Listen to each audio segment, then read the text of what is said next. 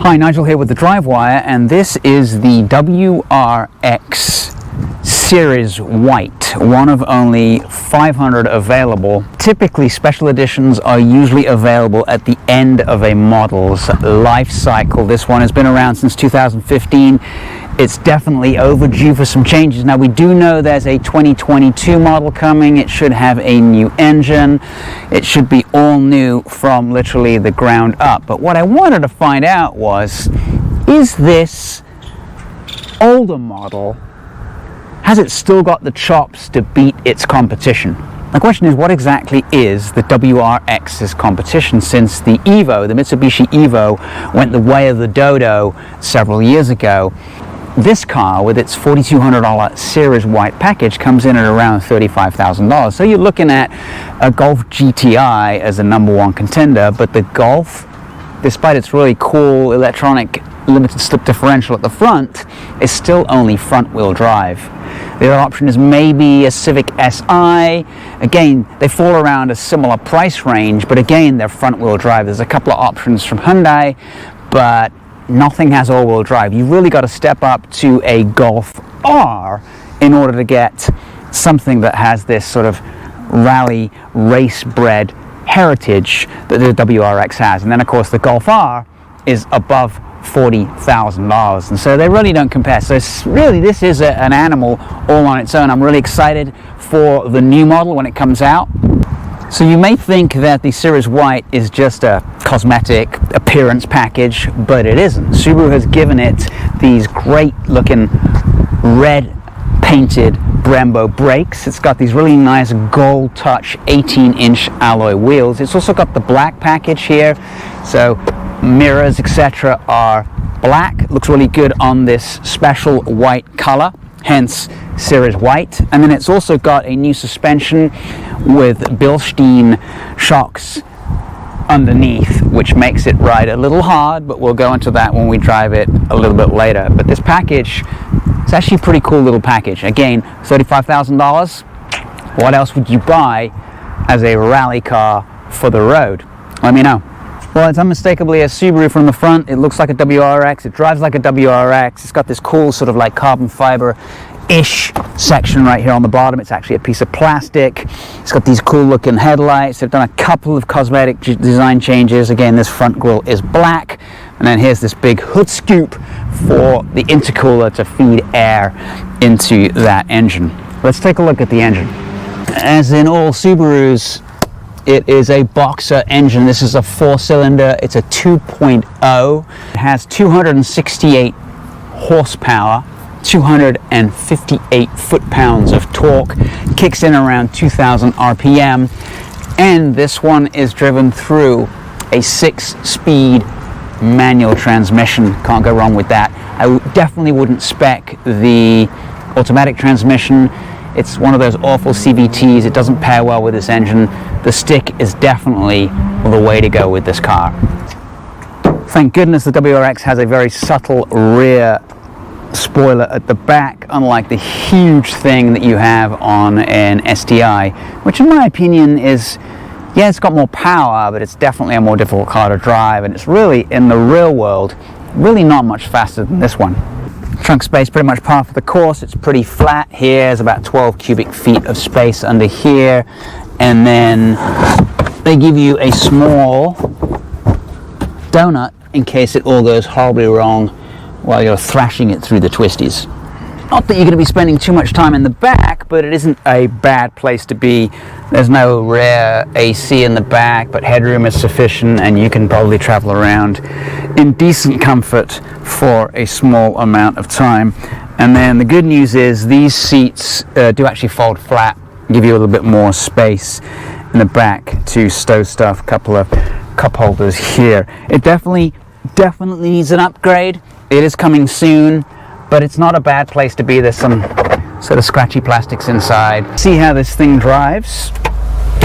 Like the fact that it has an old-fashioned style parking brake there. Clutch is sort of a little heavy. It's not a problem. It's not as light as a Civic SI would be, but it's not bad. It also leaps off the line in first gear quite quickly, actually. There's no lag or delay. It just sort of goes. These recars are nice. They hold you well in place. Now, the suspension is quite hard. The Bilstein upgraded suspension, you're probably not going to make any friends if you have any passengers on board here. It's definitely a shaky ride. But once you get going, it makes it all pop out the back there when you get a little aggressive with your down changes. Sounds pretty good. Now, I have particularly grippy shoes on today, and they're grabbing a little bit. That's my excuse. On the pedal, the pedals have these little rubber sort of mounts, and it does tend to catch your foot occasionally. And I have noticed that it does seem to have a flat spot, so the best torque seems to kick in around 3,200 or at least over 3,000 RPM, but then it seems to go flat a little bit up from about 4 to 5, and then it kicks in again. It's really weird depending on what gear you're actually in. But this thing moves, and it's definitely not a around town stop-start commuter kind of car, but get it out onto these roads that we're on right now. This thing is epic. Steering is also really good. It's super direct, not a whole lot of feel, but it's great. I really like it so far, and I can ignore all the small screen and because this is something that you can drive. You really can. Now, driven hard like this, I'm getting 15, 16 miles to the gallon. That's what I expect. But it's not super quick, but it's definitely quick enough to have a lot of fun, unless of course you get stuck behind somebody that's really slow. And then the only option there is to see whether you can pass them. The seats are powered, which makes it easy to adjust the seats as well, especially in a manual where you really need to get that fine adjustment. Sometimes the manual adjustment doesn't quite get you in the right position, but this is perfect. And obviously you always have to be a little bit closer when you've got a third pedal. Yeah, it's got plenty of torque to get past people. Pedals are nice and close together, but not too close together unless you've got a pair of size 14s. In that case, you probably shouldn't be in this car anyway. It's fairly snug, not a lot of room. Tons of grip. Really tons of grip. It is noisy inside though. You can definitely hear the air outside, the noise of the tires. You get shaken around, but who cares? It puts a smile on your face. Yeah, you can hustle this thing pretty good on these little 2-lane roads. As long as there's no one around to hold you up. It's a great little car. To think that it's 6 years old now, but still does this, that's a testament to what Subaru has done with this car. I must say, if this one's as good as this, I'm very excited for the 2022 model. Sharp left-hander here. Then hold it around 3,500. You're in the torque band. Sometimes I'm finding short shifting is helping. If you don't want to really hustle fast, but you want to get a decent move on, you can short shift around 3,200 RPM, and it responds pretty well. In fact, on these kind of roads, you probably only need 3rd and 4th. You can forget about 5th and 6th. Even in these tight corners, it's great. You can hear the wastegate whoosh. Phenomenal amount of grip. My passenger would have definitely vomited by now. It's definitely not a smooth ride. But if you want to drive fast, you've got to kind of take it by the scruff of its neck and just wring it out, and it seems to love it.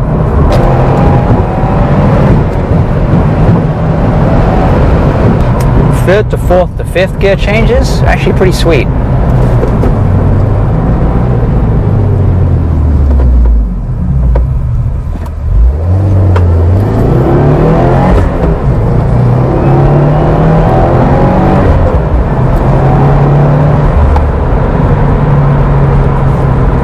don't drive sticks too often, so you know, maybe if I owned this, I'd be a little more skilled in driving this one. I'm not really used to it. I've only had it for a day, but it's not bad. It doesn't have the outright shove that a Golf R has. It doesn't have the torque. It doesn't have the power. Maybe the new one will. Yeah, you got to time your passing maneuvers. Make sure you've got the engine in its correct torque band. I was just running out of revs back there following that truck, and so I changed up into fourth, and fourth was a good gear to get past him. We like four. Four's keeping me around 4,000 RPM in this twisty uphill section. Seems to work just great.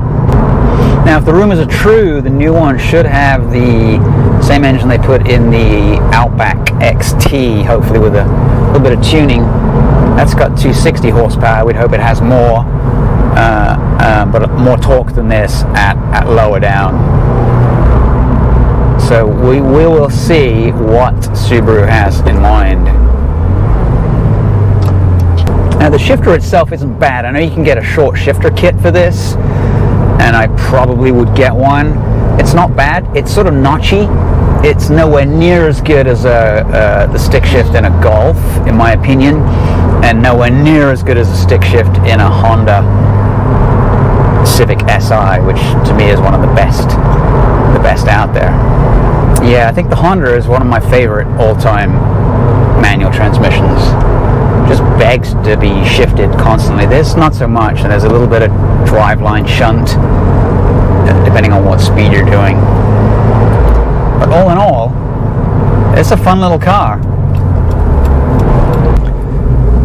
Well, that's the end of this test. I've enjoyed it. This is a great little car. Actually better than I expected. I figured it would be old, and it feels a little bit old, but God, the drivetrain, the transmission, the suspension, the brakes are phenomenal. Anyway, appreciate you watching. Don't forget to subscribe, like, make some comments, let me know what you think, especially anyone that owns one of these, what they think of their car, and we'll be back next time with another video.